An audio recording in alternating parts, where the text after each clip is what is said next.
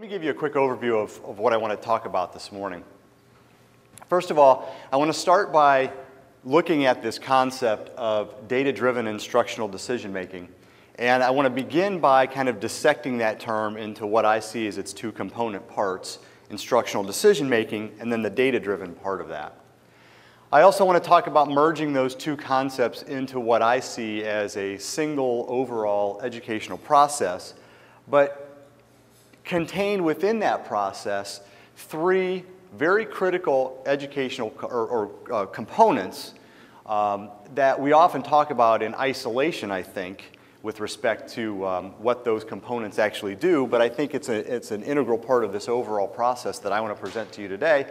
And then integrated throughout that discussion, I want to talk about the roles and responsibilities as I see them of researchers and practitioners in this overall process. So let me begin by first talking about instructional decision-making. And the way that I define this is just the notion that educators are constantly making decisions, and we know this. We make decisions all day long, every minute of every day, whether they're about programs, curriculum, instructional styles, materials, individual decisions about students. But the overarching goal, hopefully, of all of those decisions is an attempt to try to maximize student learning. But decision-making, it's kind of what we do. We do it all day long, okay? In the past, and probably the not-so-distant past, I think that a lot of this kind of decision-making from the standpoint of a classroom teacher or any other kind of educator for that matter, and I'm not limiting my talk today to K-12 or P-12 classroom teachers. I'm talking to those teachers, I'm talking to counselors, I'm talking to administrators, I'm talking to higher ed faculty, and I think all of these things can be applicable in any of those settings. But I think that in the past, a lot of these kinds of decisions were based on gut instinct. We just had a sense of what worked and what didn't work with students, and specifically our students. So we had this, this gut instinct, this sense of what worked and didn't work in our own classrooms, with our own teaching, and for our own students. Now, sometimes that works okay. And a lot of times it doesn't. It becomes a very trial and error oriented kind of process. Okay? Now, one of the things that I want to stress is that when our ideas work, great, we continue using them, but oftentimes when they don't work, they really don't work. And they will fail miserably. But I want you to note that I'm talking about the ideas failing miserably, not us as educators failing miserably, because even though our ideas may have failed, we've learned something very valuable. We may have learned what doesn't work with our students. Okay? But at times this can prove to be a very frustrating kind of activity. The whole trial and error process, especially if you get into a little bit of a system or a pattern where you are experiencing some failures in terms of implementing your ideas. I think that what we're really talking about here with this kind of gut instinct and this sense of knowing what works and doesn't work is really what I think of as being the central part of the art of teaching. I think teaching at any and all levels is truly an art form. But we all know that there are educators who kind of possess that artistic quality and skill, and there are teachers who don't necessarily possess those artistic skills. If you think back to teachers that you've had at any point in your educational careers, I'm sure you can think of teachers that almost every time you walked in their room, you were excited about being there because you knew that something neat was going to happen that day, and that chances are you were going to walk out saying, that was fun and I learned something. But at the same time, we can probably all think of teachers that every day when we walked in their classrooms, we just knew that we weren't going to be inspired and they weren't inspired, and they didn't have that artistic sense. And so I don't necessarily think that for some people these are the kinds of skills that can be taught. It's just something that people possess on some sort of a continuum. Some people have a lot more of it than others do. When we talk about the art of teaching, I think that as both practitioners and researchers, we have a lot of responsibilities with respect to this particular idea. from a researcher perspective, I think that one of our responsibilities is to be able and willing to make suggestions for research-based kinds of alternatives and options that we provide to educators. We've got a lot of knowledge of resources and databases that some educators may not have. And so as researchers, I think that we can help them out a lot and have that sense of responsibility for helping provide them with ideas. Now, the idea behind this is that we've already got a little bit of evidence here because we're talking about making suggestions that are research-based, so they've already been investigated, they've already been tried out. It's not a guarantee that it's going to work in a different setting, but it at least gives you something to go on, I think, more than just that kind of blind trial and error process. Of course, anytime we do that, then we've, of course, got issues of, or potential issues of generalizability and application in different settings and so forth. From the practitioner perspective, I think we have a lot of responsibility in terms of just being willing to try those different options and alternatives to see what works. In other words, I think we have to be willing to engage in the trial and error process. And I think for a lot of educators, that's a difficult thing to do because they don't like the potential failure aspect when things don't work. They would rather just avoid that whole thing and let's just keep doing what we've always done, and it's just an easier process to work through. Let's look then at the other piece of data-driven instructional decision-making, which is the data-driven part. And my interpretation, I think, of the data-driven part is just the notion that we are making these decisions, but the idea here is that we're trying to gather information, data, anything else that's going to help us make better informed decisions. In other words, we're now beginning to make decisions that are based more on evidence as opposed to that gut reaction or gut instinct. Now, historically, when we talk about data-driven, in terms of data-driven instructional decision-making, we've typically had a very, very narrow definition of what data-driven means. That term almost exclusively, up until I think a few years ago, really only pertained to standardized test scores. And I think the rationale behind that is because as soon as we use the term data-driven, everybody wants to focus on the data. And whenever you focus on the data, most people think of numbers. Well, test scores are numbers. So that's the data-driven part that we're talking about, okay? Now, we all know from experiences in dealing with standardized testing that that can be a very limiting kind of notion of this data-driven component to this process. Whether you are a student taking the test, a teacher preparing students to take the test, an administrator trying to motivate teachers to prepare the students to take the test, or the parents who have to deal with all of that, there are a lot of situations where standardized testing just makes you want to pull your hair out, okay? It's a very limiting kind of notion. And so I think we need to look a little broader than that. And so if you'll bear with me for a second, I want to read you a passage from the introduction to my standardized testing book because it gives a little bit of insight, I think, into my perspective on all of this. So bear with me while I read this to you quickly. I honestly do not know anyone who loves standardized testing. But the standardized testing movement is not going away anytime soon. An examination of its impact on this country's educational system over the past 40 years will confirm that. Therefore, I tend to approach it from this perspective, and I really hope that all professional educators will try to do the same.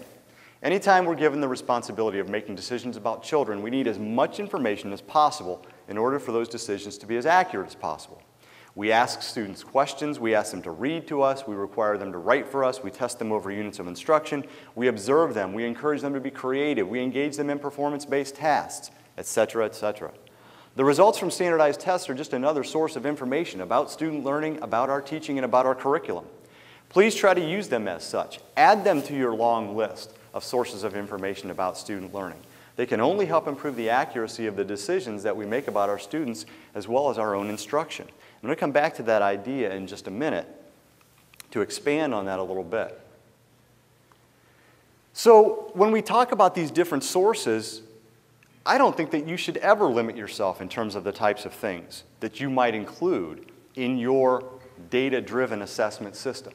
You might use classroom tests, performance-based assessments, standardized test scores. They're part of that system.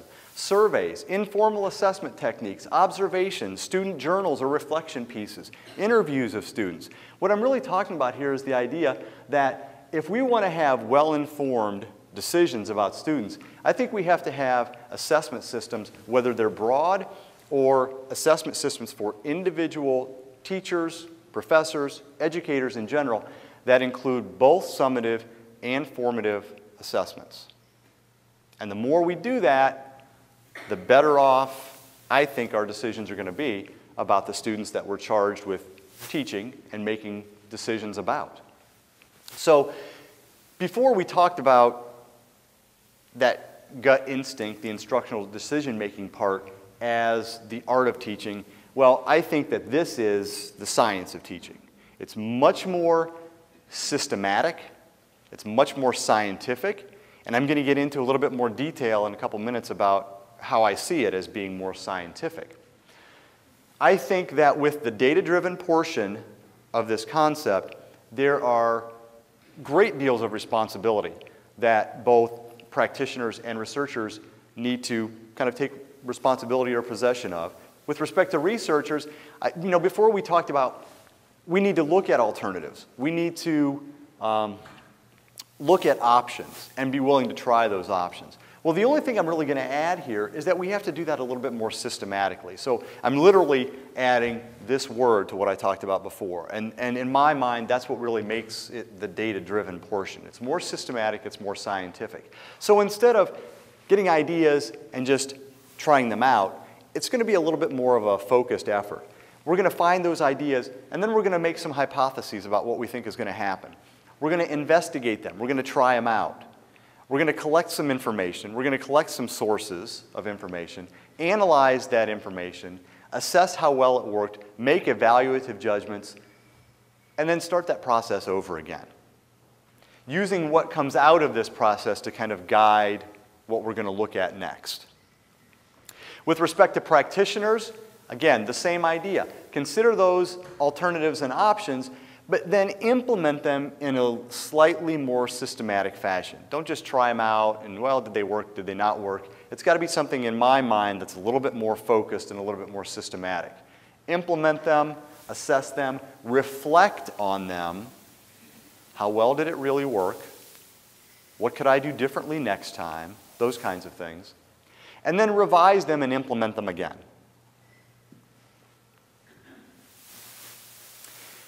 So what I think that we really need to do with respect to this whole notion of data-driven instructional decision-making is to try to consider maybe a more systematic process of trial and error. It's still a trial and error process, but I think in this version of this trial and error process, we're going to begin by generating an idea, have a focused plan for implementing that idea, have some sort of a system for assessing its effectiveness, which means we have to collect data, and then reflect on that process. Okay?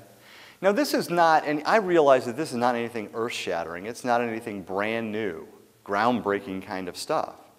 But I really don't think that the vast majority of educators engage in this kind of process on a regular basis. One of the things that I want to really focus on is the last piece, and I'm going to talk more about this later this morning, is the reflection piece. Because the reflection piece is critical. It's not really the end of a process. It's really an intermediate step, because what comes out of that reflection aspect of this process is really going to help us guide and make decisions about the next time we go through this cycle. So it's going to help us generate our new ideas to implement those and so forth. So for me, in looking at these two things being merged together, that what I think is really beginning to happen, and what I think needs to happen a little bit more, is that teaching and education in general is moving away from being just an art form to being a lot more of a scientific endeavor, and therefore a scientific profession. And I don't think that we've typically looked at teaching as necessarily a scientific profession before. For me, the art of teaching has become the science of teaching. But I want to stress something here as well. I'm not saying that it's become the science of teaching at the exclusion of the art of teaching. That's still a critical component of what we all do. All I'm saying is that what I think we need to do is to begin to add this piece to it, and integrate it and do it in a systematic manner. So let's merge those two things together in a process called data-driven instructional decision-making. Just as an aside, before we talk about this, when I was preparing this, and I did a slightly different earlier version of this talk last spring, one of the things that I kind of asked myself before I stood up in front of a group of people was, could I stand up in front of people for an hour and continue to say this lengthy, tongue-twisting phrase, data-driven instructional decision-making? It doesn't really flow off the tongue very well. So I thought I need to come up with this nice little catchy acronym for data-driven instructional decision-making. And I thought, well, let me just start by looking at the first letter of each of those words and see if I can come up with something. And lo and behold, I came up with D-DIDM.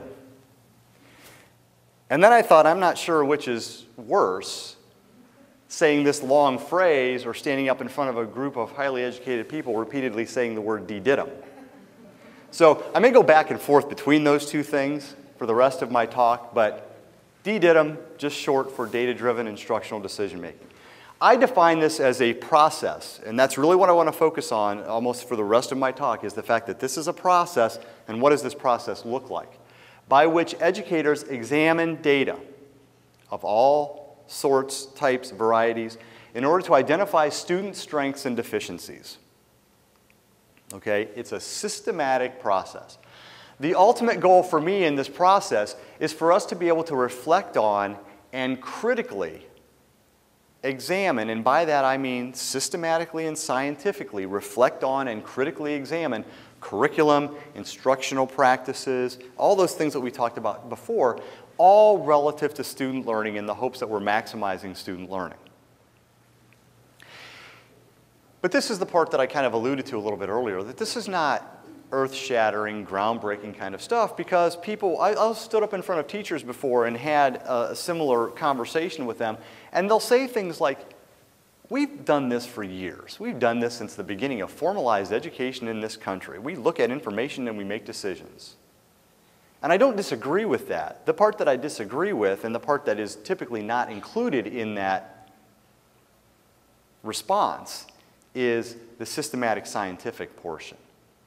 I think it tends to be much more of what we talked about earlier, that art of teaching, that gut instinct reaction kind of piece. Okay? So you're right, I don't disagree, but I question and I wonder whether it's really been as scientific as what I'm trying to suggest here today.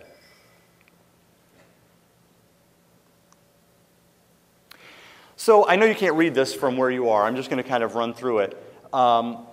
But this figure will also be in the paper, so you can take a closer look at it. But this was a kind of a very brief, relatively simple process that I came up with as a means of walking people through this idea of data-driven instructional decision-making.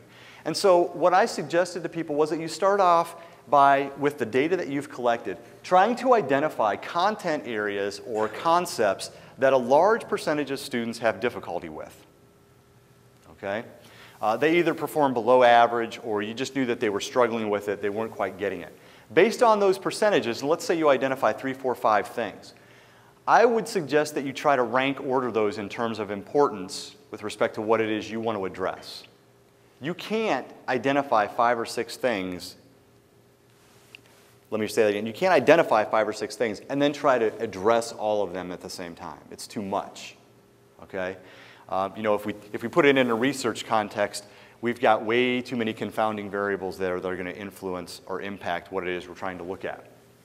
From that list, I suggest that people select only 1 or 2 of those concepts or curricular areas to examine further. And when you examine it further, one of the things that I think you should start by doing is answering these 4 questions.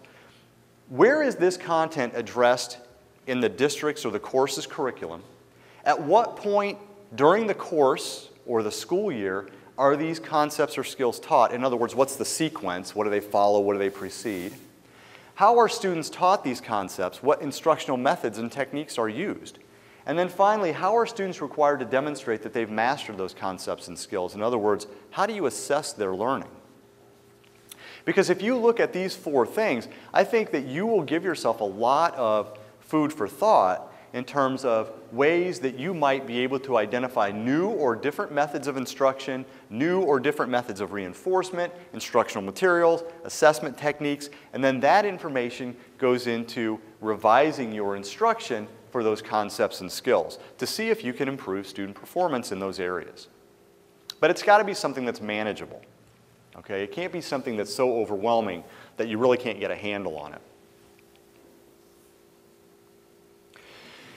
But the real thing that I want to focus on, and again, what I've talked to you so far, again, I don't think is anything that's really, really new. But the new piece that I think that we need to kind of look at is the idea of taking data-driven instructional decision-making and looking at it as a process that merges 3 very critical educational components. There are 3 things that I'm very passionate about. I've written about these. I've worked with teachers and other educators about these things. And I think that as an educational community at large, people are very receptive to these ideas, but they're new for a lot of them. They're a little bit uncomfortable for some of them. And so I'm going to get back to that idea too, because I think those are some of the responsibilities that we have. But these 3 critical educational practices are classroom-based or site-based action research, assessment of student learning, and reflective practice. And so what I'd like to do next is to revisit the science of teaching, D-DIDM, and focus or incorporate into that process each of the 3 of these critical educational components. And let me start with action research. My brief definition or description of action research is that it is systematic inquiry conducted by educators with a vested interest in the teaching and learning process to gather information about how they teach and how their students learn. There are 2 important pieces to that definition in my mind. First, that they've got a vested interest. Now, it's a little bit different. We all conduct research, but a lot of the research that we conduct is not on our own students. It's not on our own schools. It's not on our own settings. We have other reasons that we need and want to conduct that kind of research. One of those reasons, of course, is tenure and promotion. Okay? But we don't necessarily have that close vested interest in what goes on because they're not our settings.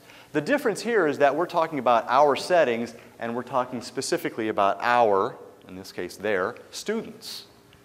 Okay? It is done by educators for themselves to investigate problems that they're concerned about, questions that they have about their own instruction and about their own students. It is a cyclical process, and we're going to come back to this in a minute when I show you a couple of models. But I also want you to keep in mind that I introduced to you earlier a very simplistic model of a trial and error process where I suggested that what needs to be incorporated in that trial and error process is somewhat of a cyclical nature. So what comes out of the end informs the next round or the next cycle. And we're going to come back to that in just a second. It is systematic inquiry into one's own practice, so by its very nature, it's reflective. And again, in that little sequential process that I showed you earlier, that last step was the reflection piece. Okay? Action research, if you engage in action research, you're already being reflective to a certain degree. Although it's not a formal requirement of D-DIDM, I think that action research, if it's utilized as a mechanism of implementing a D-DIDM process, it can be very, very effective in supporting those efforts. It's not a requirement, but I think if you integrate the 2, I think you potentially have something that's very, very powerful in terms of helping you inform decisions. This is a model, those of you that have studied action research at all know that there are models of action research that have been floating around for decades, and everybody's kind of got their own little take on it, so I felt it was only my duty to provide my take on it. This is a general model of action research that consists primarily or basically of 4 stages. the planning stage, the acting stage, the developing stage, and the reflecting stage. In the planning stage, you're coming up with ideas, you're coming up with plans for something that you want to try out. The acting stage is where you actually take action on that. In other words, you're implementing these ideas that you came up with. The developing and reflecting stages sometimes are a little bit more integrated than what I tend to show them here. But the idea here is that whatever comes out of that implementation stage, something is going to be developed from that. You're going to come up with ideas for the next round or ideas for ways to revise your teaching, different things to try. The reflection stage requires you to look back on the entire process and how did all of that work. But the thing that I really want to focus on here is note that, and we've talked about this a couple times already, note the cyclical spiraling kind of process. That what happens in cycle 1 informs the beginning of cycle 2, which informs the beginning of cycle 3. In my mind, action research never ends. It never stops. You may change directions, you may change the focus of action research with respect to your own teaching, but it theoretically never ends. And I don't think you want it to end. Okay? This is a slightly more detailed version of this model where I've got the 4 stages up here at the top, and I'm not going to spend a lot of time going into this, but specific activities that take place in each one of those. And if you look at these specific activities, we're all intimately familiar with them. In the planning stage, you're identifying a topic, you're gathering related information, you're reviewing related literature, you're developing a research plan. In the acting stage, you're collecting and analyzing data. In the developing stage, you're developing an action plan for what you're going to do next. And in the reflecting stage, you are reflecting on the process, you're sharing and communicating those results with interested audiences. Okay, we know that process. Okay, it's the research process. Let me shift then and talk about the second of those components, assessment of learning and D-DIDM. And I've already alluded to this a little bit earlier in terms of collecting data or information about student performance. I kind of define assessment of student learning as all activities that are undertaken by teachers and their students in terms of providing information and to be used as feedback for modifying teaching and learning activities, for improving student learning, for any goal that you have with respect to those, the decisions that you're trying to make or the information that you're collecting. Notice that one of the things that is really important here is that my view of assessment of student learning is not just something that educators are doing to students. It's something that we want to involve students in that process. Okay? So it isn't just giving them a unit test at the end of every unit, and regardless of how they perform, we go on to the next unit. Sometimes it requires a little bit more focused effort in terms of what happens if we give them that unit test, students aren't performing well on concepts that are necessary prerequisites to what we're doing next, then we've got to use that feedback and work with students to try to figure out what it is specifically they don't understand so that we can correct those misconceptions before we move on. I mentioned earlier having a diverse assessment system, and I don't think this, I'm not limiting this, so I'm talking about a diverse assessment system that may be system-wide, it may be school district-wide, it may be college of education-wide, or it may be classroom-based, okay? But the idea that if you incorporate lots of different types of information, this is going to very effectively support the notion of the process of D-DIDM because it just gives you more information and more evidence upon which to base those decisions. I wish I could stand up here and make guarantees. I'm not going to make guarantees about anything, but I'm a firm believer in the fact that the more student data you have, you are bound to have better informed decisions about those students. Now there's a qualifier on that, of course, that's dependent on the quality of the data that you collect on students. So if it's sound, reliable, valid data that you've collected on students, the decisions that are going to come out of that process are going to be sound, valid, and reliable as well. Okay? So it isn't just about let's just see how much stuff we can get and then make a decision based on all the stuff. It has to be good stuff. Okay? The third component, reflective practice. Educators studying their own practices, their own teaching methods, in order to determine what works best for their own students. Okay? Again, we all do this. Sometimes I wonder how systematically we do it, but notice that a lot of these things are beginning to overlap. Action research, reflective practice, assessment, under the umbrella of D-DIDM. There's a lot of overlap and similarities, and we'll talk a little bit more about that in a minute. You can see how well we've already talked about the fact that action research is by its very nature reflective. So if you really engage in a formal system of reflective practice, those two things just meld very, very well. One of the things that I really like about the whole notion of action research and reflective practice is I think that it is really a method of customizing your own professional development. Because you're identifying things that you think you need to work on for the benefit of your students. That's somewhat of a novel idea because what the system that we kind of tend to get caught up in, and I'll use my home school district as an example.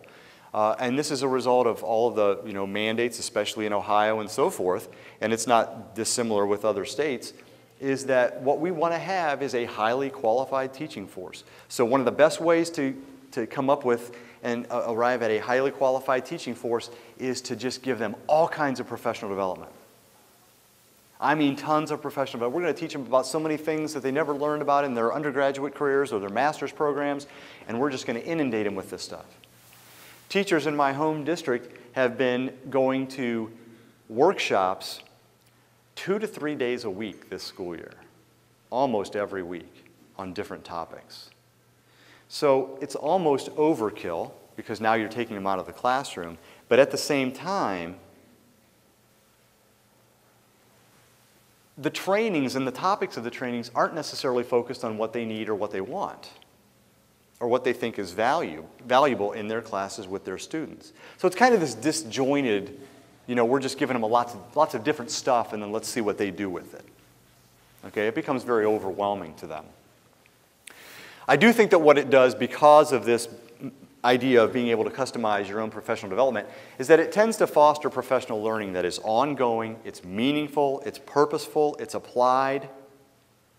When you get, especially K-12 teachers who have not done this before, to engage in classroom-based action research, and they see what potential can come out of it, they get so excited about it, and they'll say things like, I don't know why I haven't been doing this all along. Because they can see what some of the benefits are. But this is one of the reasons, is because they'll say, this isn't meaningless to me. This is stuff I can use. And that's really one of my big points here. Okay?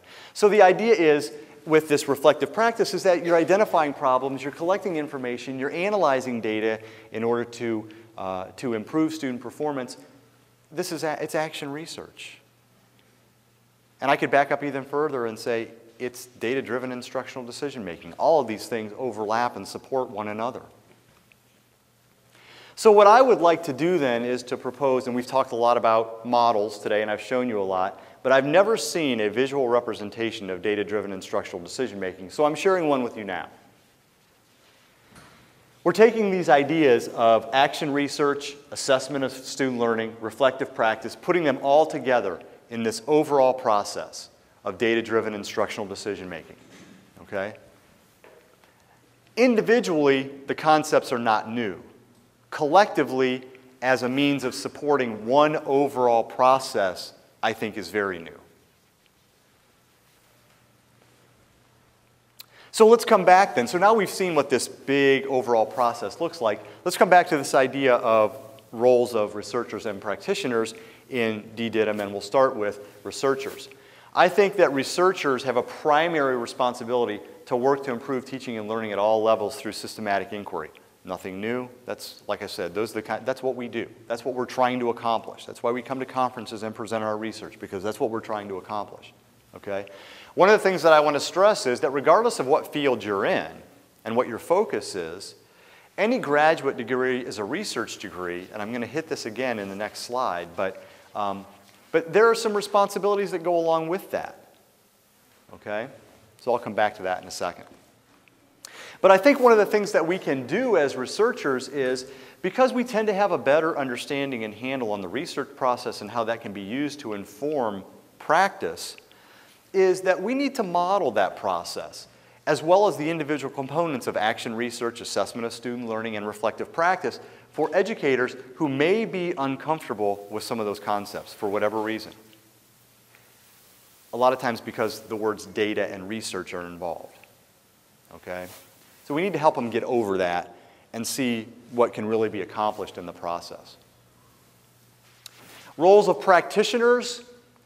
I think, again, a primary responsibility to improve teaching and learning through systematic inquiry. D-DIDM through action research is a perfect fit for practicing educators because these are the kinds of things that are going to inform your practice almost immediately.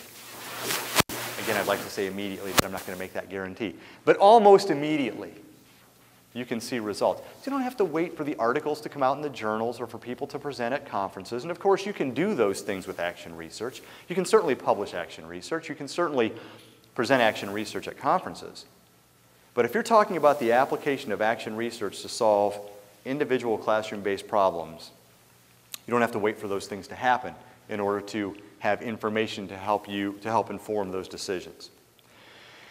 For practitioners who may not be employed formally as quote-unquote researchers, this is a different concept. But I want to argue that those individuals are still researchers because they have graduate degrees. And a graduate degree, like I said before, is a research degree. You know, regardless of your program of study, we all have requirements to have taken one or maybe many research methods courses during our graduate programs. Of course, I'm a research methodologist standing up here telling you how important this is, but there's a reason that we do that. It's not just because we like it to be a couple of additional hoops that we like to have master's or doctoral students jump through before we give them their degrees to make sure that they're worthy of the degree. We're teaching skills that we want to be used back out in the field. Okay? So there are some responsibilities that go along with that. Okay? Practitioners, I think, need to also work with colleagues who may be uncomfortable with the ideas because they're new, because they're foreign, because they're a little bit intimidating. Now, one of the things that I'm always asked when I talk about this topic, especially with teachers, is, you tell me how important this is, you tell me that I'm supposed to do this, I know it's going to take time. Where am I supposed to do this in my day? Where am I supposed to find time to do this? I don't have time to do this during my planning period, that's already taken up. I don't have time to do this over my lunch hour, that's already taking up. And then they'll say things like, on top of that, I'm not being paid to do this. And so then I try to be serious and sincere, but sometimes it comes out a little sarcastic. Sometimes it comes out a lot sarcastic. And I'll say things like, well, that's a good question. I don't know why you would want to become a better teacher, especially if you're not being paid to become a better teacher. And then there's this little pause, and they'll kind of go, oh, yeah, I never really looked at it like that. Well, you might want to look at it that way, okay? But my argument, my sincere argument back to them is that, you know,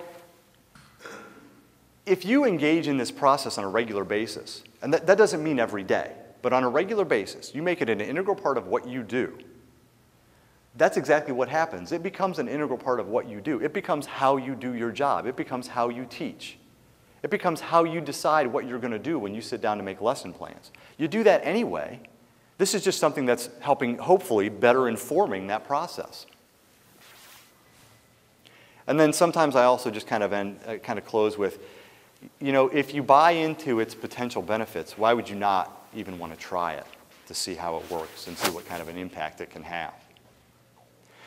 So what you notice, I think, with the roles and responsibilities is there's a lot of overlap between the roles of practitioners and researchers. And what I think is really effective, again, with D-DIDM is the fact that those roles and responsibilities can be merged very nicely.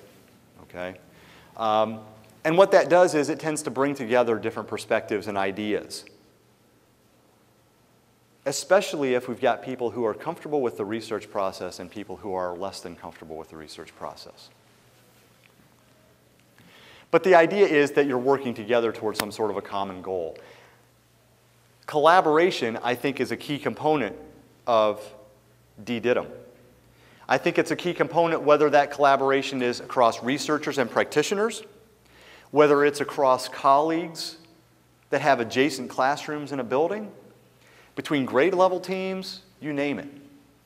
You run ideas past each other, you get ideas. It's that first part of that very first process that I showed you. It's the idea generation part.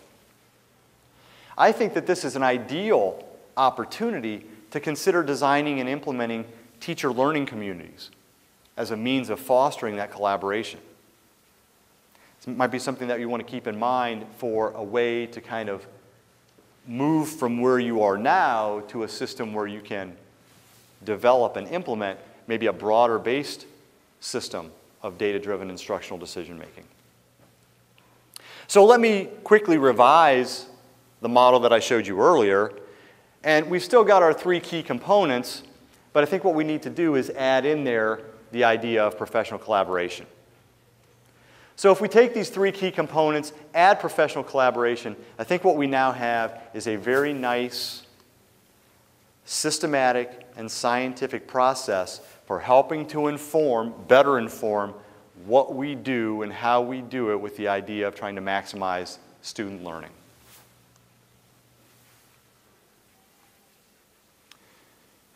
So let me wrap up with a couple of closing thoughts. Again, you know, what I presented this morning I don't think is necessarily anything earth-shattering if you look at all of the components separately, but I think collectively it is. I don't think it's something that people have really looked at before. I don't think that it's something that has ever been systematically examined. On top of that, you know, we've got this catchy new acronym. So you can go back to your institutions, you're kind of throwing around the term D-DIDM, people aren't going to know what you're talking about, and that's a perfect opening for you to sit down and engage them in this conversation. But as I was thinking about this, I thought, well, you know, if you've got catchy acronyms, I don't think the catchy acronym is really going to catch on with a lot of people until you can convert it to a t-shirt. When you put it on a t-shirt, it's out there. So what I want to do is share with you a couple of my ideas. D-DIDM 08. Got D-DIDM. And I think my favorite, I just finished grad school and all I got was this lousy D-DIDM t-shirt. But let me close with some more serious thoughts. Educators have been using data to inform decision for years. That part's not new. The systematic piece is. I do think that engaging in this process, and if you can convince people to begin working this way, I think it's very easy to become overwhelmed very quickly. I think it's easy for people to say, boy, I've got so many things I want to look at. I'm going to try to do that this year. I don't think you can do that. I think you have to take it slow. I think you have to take it one piece at a time. I think you have to find one thing to focus on, and then through cycles, through the action research cycle, you may branch out and focus on different things like we talked about earlier. But it's got to be something that's manageable. Work with colleagues. There's no reason to do this solo. There's no reason to do this individually without any kind of, you know, even if you just use colleagues as a sounding board. Here are some ideas. What do you think about this? All right? Remember, first and foremost, that D-DIDM is a process. It's an ongoing process. It's not an end, let's just do this and then all is well. I'm a really great teacher now. I'm a really great educator now. I'm a really great professor now. It's an ongoing kind of thing. But you have to be realistic. Where you might see some improvements or get some ideas quicker than you would before, these are not the kinds of changes that are going to happen overnight. That's the systematic part of it. Okay? You've got to design something essentially for a little bit of a longer haul to look at things a little bit closer. And then finally, in the title of the paper, the subtitle is Developing a D-DIDM Mindset. So why did I decide to use the term mindset? Well, I think for a lot of people, and even people who understand these processes, it requires a shift in mindset. It requires you to look at things differently than you have before. Not only your own practices, but how you go about informing your practice and how you go about informing those decisions. I think if you're willing to make those shifts in mindset to adopt these kinds of ideas, I think the potential is great, and I think that you'll really see some results of those efforts. And I want to encourage you to do two things. I want to encourage you to try them yourselves, and I want to encourage you to encourage other people to try them, regardless of the level, the educational level in which they work. And with that, I would just like to say thank you for coming out this morning. Thank you for your attention, and I'm happy to open the floor to any questions or discussion that you might have. Thank you.